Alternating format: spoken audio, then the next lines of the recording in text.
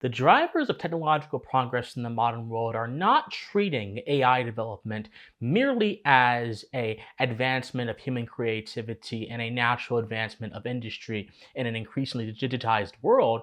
They are instead treating it as an impending religious phenomenon, something that could completely and utterly transform not just the nature, but the very idea of what it means to be a human. And many of these pioneers and visionaries, if you could even call them that, would completely and utterly deny that their project is religious in nature. And they would also even deny that many of them don't even believe in any kind of religious idea. Many of them are atheists or agnostics.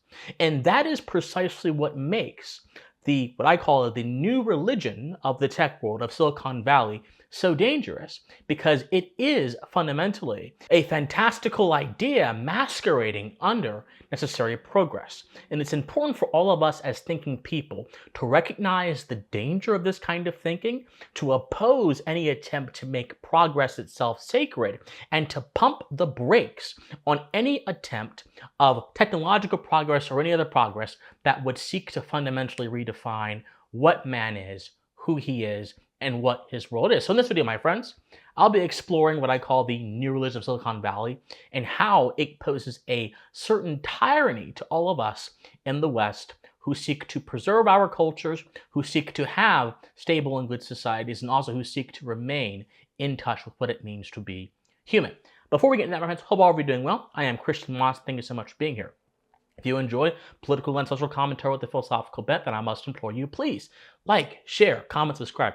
Do whatever you can, my friends, to ensure that our message is successful. My friends, this is a civic conservative project. If you believe the fundamental philosophical principles and character of the American founding are worth pushing into the discourse and defending mightily, this channel is for you. And of course, if you believe that America has not been served well by some of her more recent defenders, and that she deserves a morally rigorous and philosophically clear defense of her, then again, this is the channel for you. Like, share, comment, subscribe. Thank you guys so much for being here. Now, please enjoy the video. So, before I explain, I think, the pernicious effects of this new religion around technological advancement, we should probably identify some of its key characteristic markers, because many of you have actually seen what I'm talking about, but you may not have had framed it in the ways that I am framing it. So there are explicit and implicit markers of this prevailing religious attitude amongst many technological geniuses within the West. The implicit, if I will start there, because this is the more dangerous, because it can sneak under our understanding and it can seem to be good until it's too late.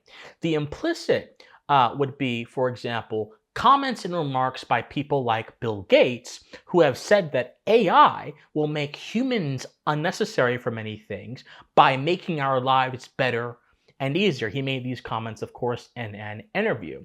Or, for example, Peter Thiel, one of the biggest pioneers of technological advancement in the West, and also one of the biggest sponsors of a lot of the intellectual thought around that advancement, with various different conventions and conferences that he's put together with his money. He himself famously stuttered when asked if he believed humans would be necessary for the future, or if he believed that mankind's survival is something that's quite important. Then you have more sort of specific but still implicit ideas that are played off as simply thought experiments that aren't really supposed to be taken too seriously. But when their implications are explored, they become quite dangerous, like Sam Altman's theory of the merge, which essentially asks the question that what are we going to do when AI gets to a point where it seems to outpace us? Do we simply try to keep up with it and potentially offset its more beneficial effects in his view? Or do we meld with it and simply allow its progress and its advancement to become our advancement? I'll actually quote a paragraph from Altman here, in him describing his theory of the merge. And remember, this is the guy that founded ChatGPT, which is one of the most, I think, transformative AI programs in the world right now. So his thoughts on technology might be quite important. Altman says, when it comes to his idea of the merge, he says, and I quote, "The merge can take a lot of forms. We could plug electrodes into our brains, or we could all just become really close friends with a chatbot. But I think a merge is probably our best case scenario. My guess is that we can either be the biological bootloader for digital intelligence and then fade into an evolutionary tree branch, or we can figure out what a successful merge looks like. So either mankind is going to be bound to this new digital master, or he's going to join forces or literally join natures with this new digital master. Both of these possibilities should concern anyone who has any ounce of rationality in regards to this and who cares about, again, preserving the foundations upon which we approach meaning and understanding in society. More on that in a second. But then you have people like Ray Kurzweil, who's actually one of Google's leading AI developers, who has made similar statements to what Altman has said by saying that AI is going to be so far ahead that we ought to just go ahead and submit ourselves to it right now. He said, quote, during the 2030s, self-improving AI and maturing nanotechnology will unite humans and machine creations as never before. If we can meet the scientific, ethical, social, and political challenges posed by these advancements, by 2045, it will transform life on Earth profoundly for the better. There are many different other examples of this sort of implicit religious emphasis on technological development. You have technological forums where a lot of people who are drivers of this stuff meet and gather, like Les Wrong, talking about AI as a kind of messiah and attempting to understand AI in the terms of it being a kind of messiah. The dangers of this kind of language, my friends, is that it detaches us from the concrete realities of our world by removing the proper context from them. That is, if we're going to understand the world for what it is, we must start first with observation, not with an idea of what we already want to be true, but with the certainty of what is true. And we can only do that by putting aside our thoughts and looking at the world for what it is, and then going along in that route. But what these people are trying to do is they have this abstract idea in their head. They have built this magnificent castle in the sky that they wish to come true because they believe in all of their temporary wisdom that if this does come true, some benevolent thing, some good thing will result from it, and they're attempting to superimpose it upon reality without asking the question, what does reality actually say about this? What would the consequences of this be? How does this actually meld with the nature of man as he is, not as he is envisioned by some vain visionaries? And whenever you attempt to instill any idea of progress or have an agenda of progress that is detached from what we can observe, you will most certainly not get progress. You will get massive regression because progress can only happen within the limits of man's life and his world, not in defiance of them. Many movements throughout the history of the West that have tried to defy the limits of man and his world have ultimately led to a degradation of man in some way, shape, or form. Look at the progressives of the 1900s. The progressives of the 1900s essentially had this idea that the government was meant to engineer not just a better life for man in the temporal, but also to engineer a better condition for man by enabling him to have new kinds of freedoms that involved him having access to certain resources like welfare and extra support. And the idea was this would actually benefit man. But as we have seen in recent times, this has actually unfortunately undermined the sense of thrift and persistence and self-responsibility that many men within society have, because it was a vain idea imposed upon the actual world. And this is a lot of what's happening with this sort of religiosity, the religious fervor around the development of AI technology today in our current society.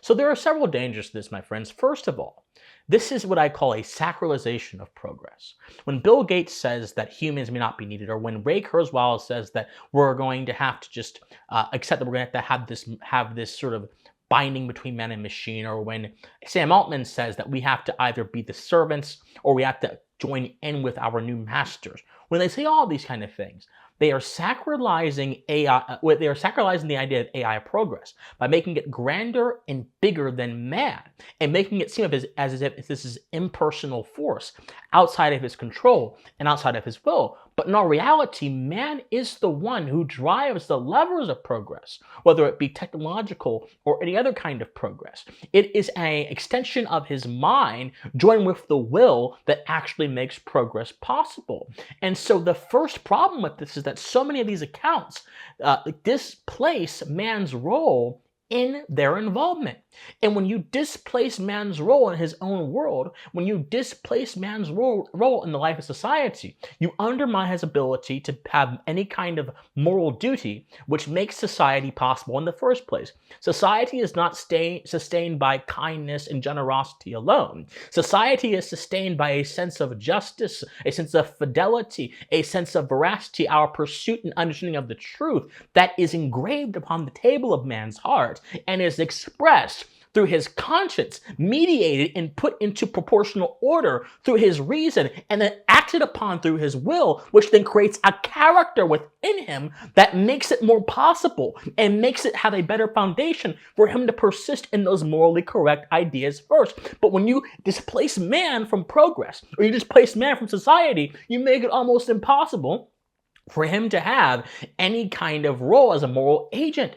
And if you do that, forget progress. You don't even have a society for the progress to manifest it.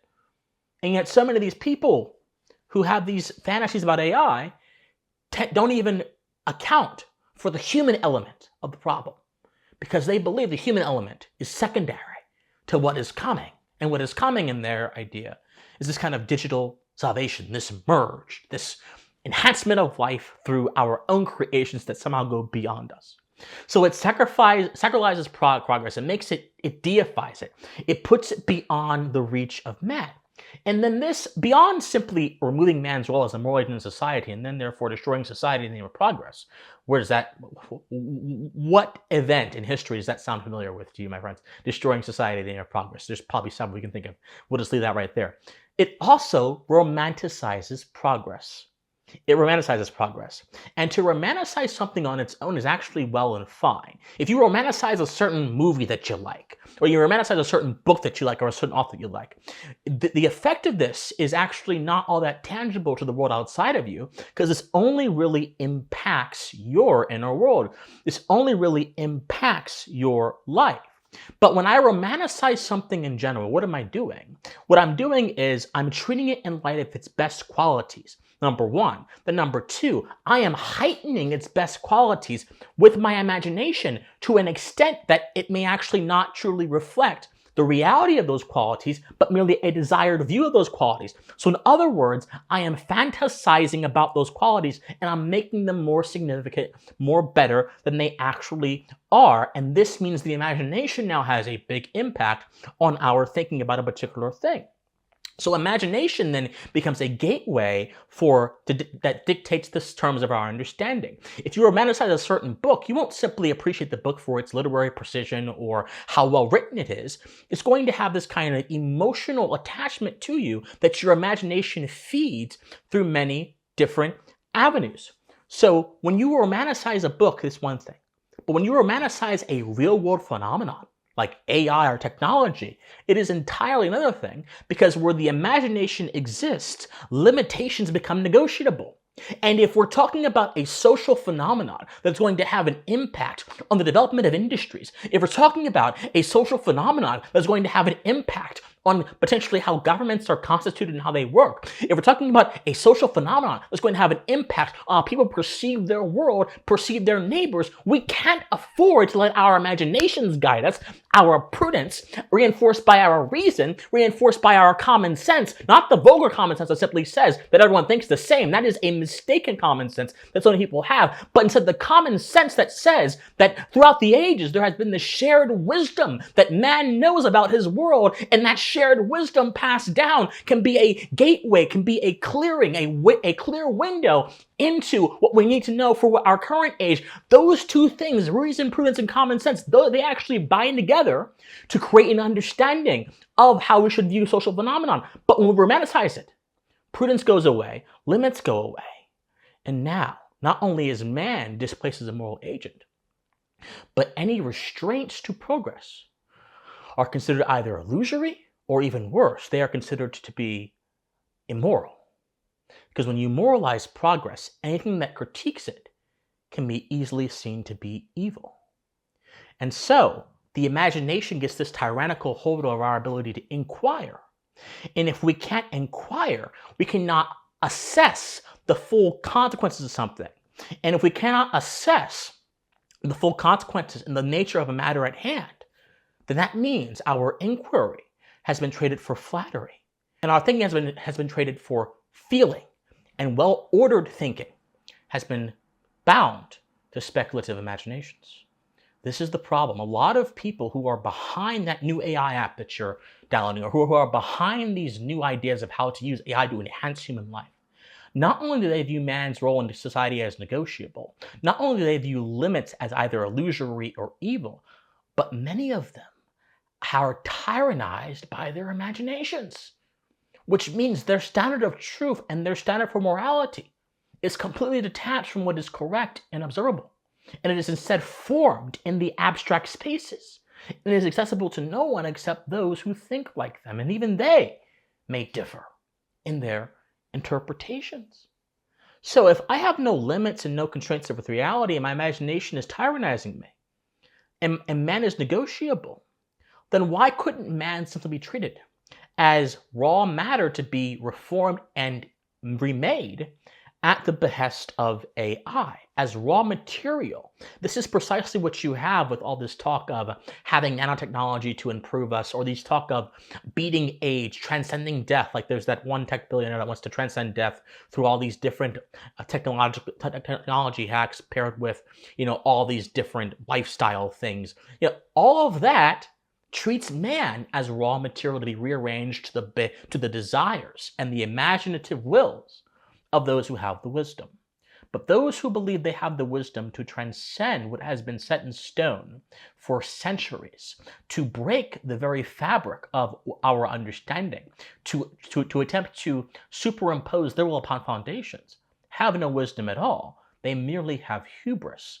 And their hubris is going to lead them to a brick wall that when they face it, who knows what's going to happen? Who knows what their response is going to be?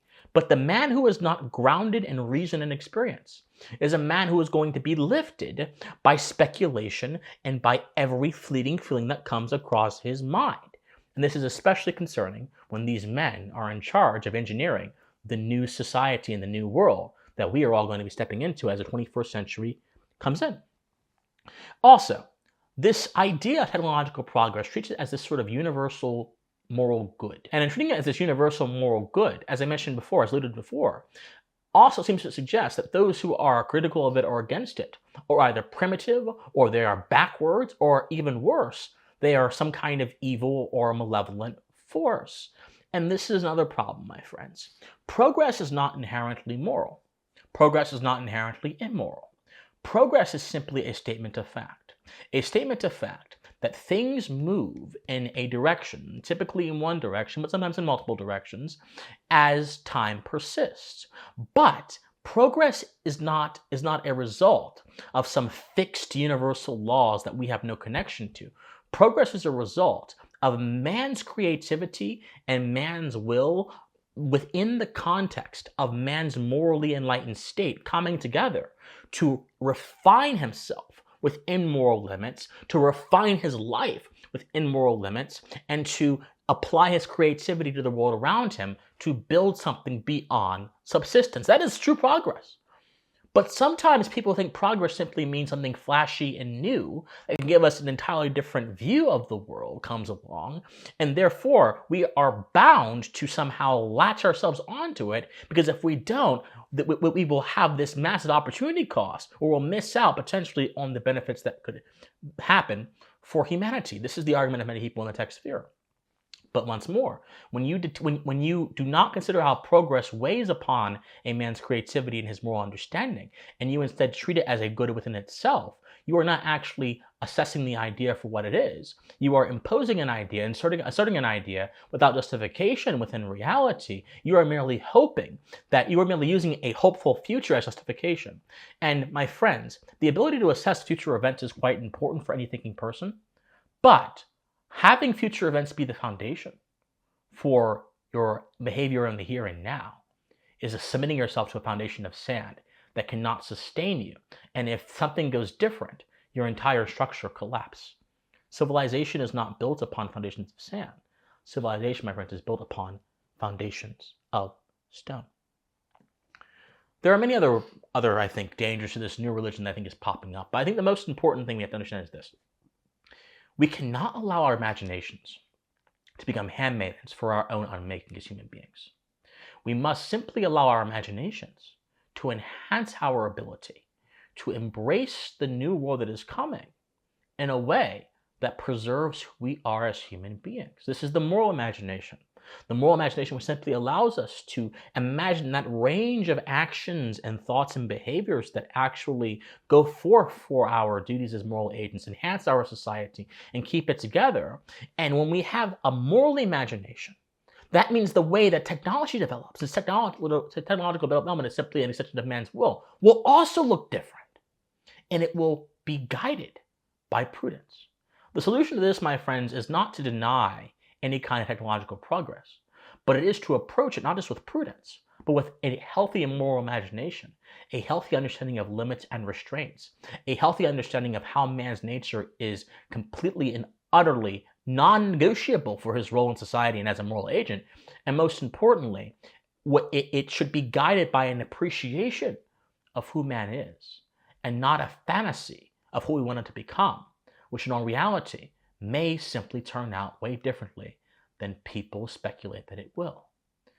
My friends, all thinking people should reject this religious fervor that is driving technological development, and we should instead embrace the constraints of wisdom, and we should also embrace the constraints of observation, because it is those two things, I think, that will help us navigate the AI age and still keep our humanity intact.